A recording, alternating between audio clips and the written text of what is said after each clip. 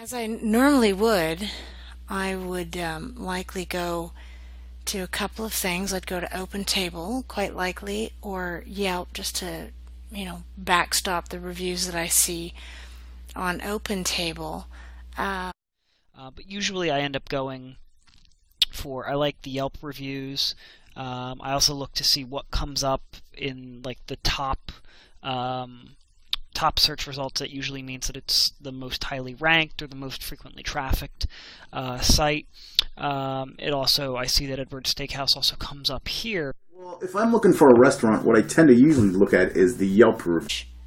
But as I mentioned, the map, I'm drawn to the map if I am trying to location base.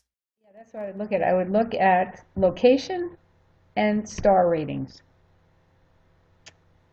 And then I would click on it and look at the menu, look at the pictures, and then look at the menu.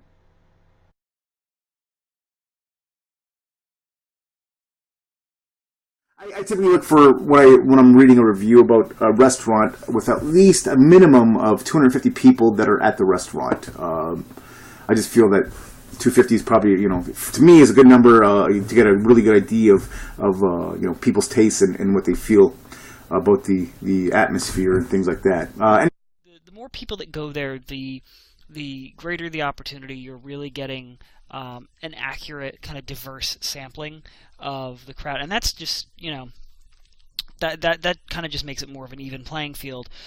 It opens up the opportunity for there to be more negative ratings to knock them down, which I think really forces them to try and have to exceed very well to maintain those high ratings.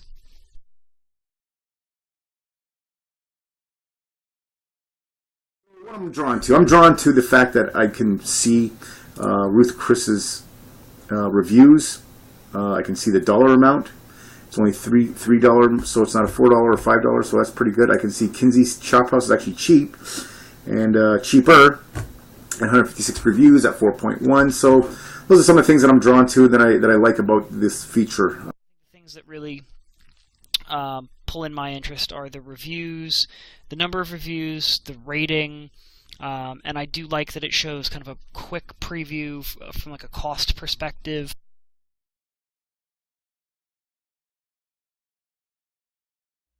I wish there was a way, or maybe I can. Ratings, I can do 4 or more, and I can apply that. I never noticed that before. So it eliminated anything that gets less than a 4-star rating. And it also tells me how many reviews those are based on, which is also quite helpful, because the more reviews that factor into a high rating, the more confident I feel it's a good place. I like that I can go in the upper right hand corner here, price and ratings, and I can filter by, I can say I only want to see things where it's, $3 signs. And then I can also go by ratings, and I can say only things that got higher than a 3. So I do like that. It would be nice to set a zip radius. A way to sort in order of star rating. So I have to kind of go with my gut, and the highest is the Capitol Grill, followed by Morton's Steakhouse.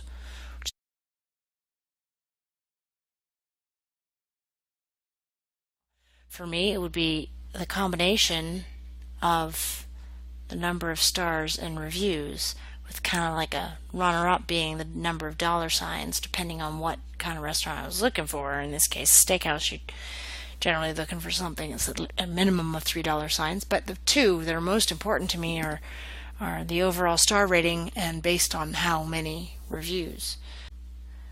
But let's assume I didn't know any of these. Probably what would give me the most influence is a 4.6 based on 280 reviews. Let me go see what this one was, based on only 75 reviews. So I would select the Capitol Grill.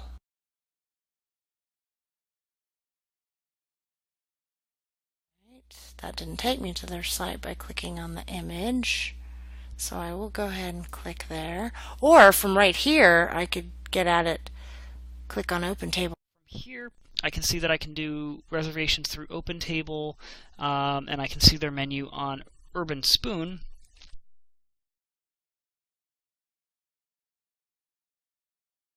I think some of the things that I do look at are how many reviews it's received, how many stars it's received, things that I would assume come up first are probably higher rated. Now that being said, I'm seeing no real consistency to the sorting. It's showing me that I can filter by price and by ratings, but I have things that have no stars. I have things that have very few ratings. I'm immediately drawn to this. I'm